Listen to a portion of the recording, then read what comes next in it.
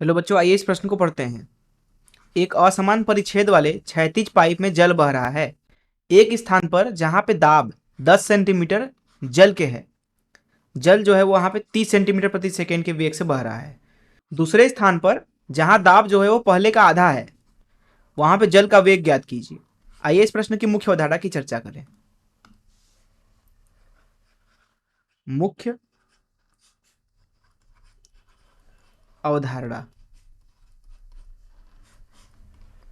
मान लीजिए हमारे पास में एक पाइप है, कुछ इस तरीके से है पाइप,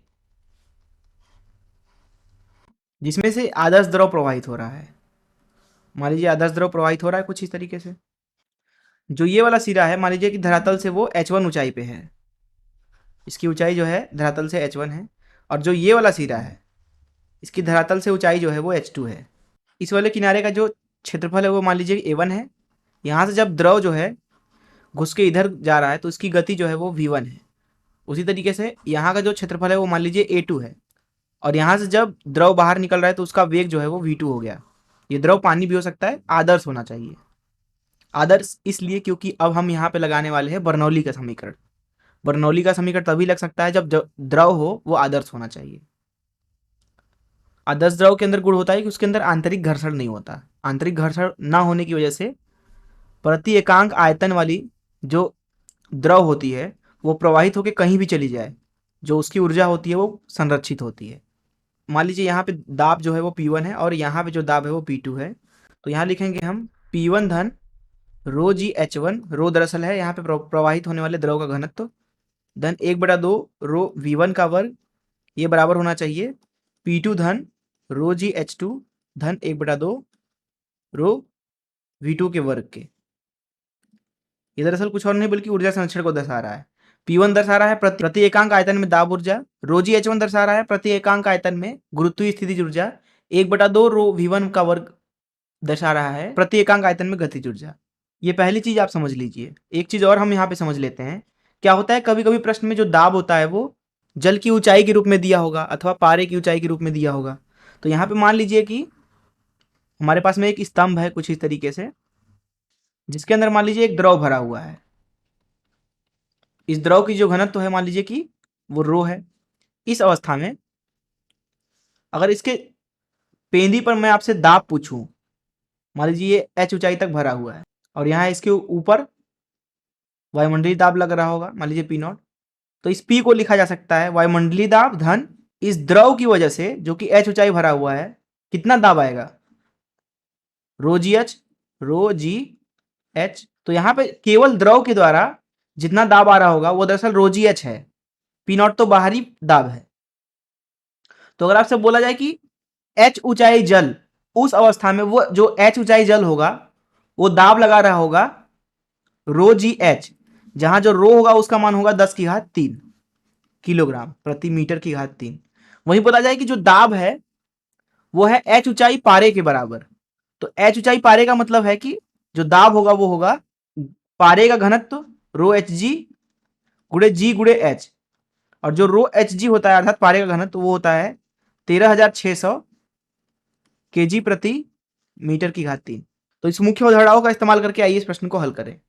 यहाँ पे बात की जा रही है एक क्षैतिज पाइप की, तो यहाँ एक क्षैतिज पाइप बना लेते हैं कुछ इस तरीके से। मान लीजिए है क्षैतिज पाइप। अब यहाँ पे हमने एक पाइप का दो सिरा ले लिया। मान लीजिए इधर का क्षेत्रफल A1 है और इधर दाब जो है वो P1 है। इधर का क्षेत्रफल A2 ले लीजिए, दाब P2 ले लीजिए। और मान लीजिए कि इधर से जो द्रव घुस रहा है उसका रफ्तार V1 है और इधर से जो निकल रहा है द्रव उसका रफ्तार V2 है। यहाँ पे द्रव को मान लेते हैं कि आदर्श द्रव है।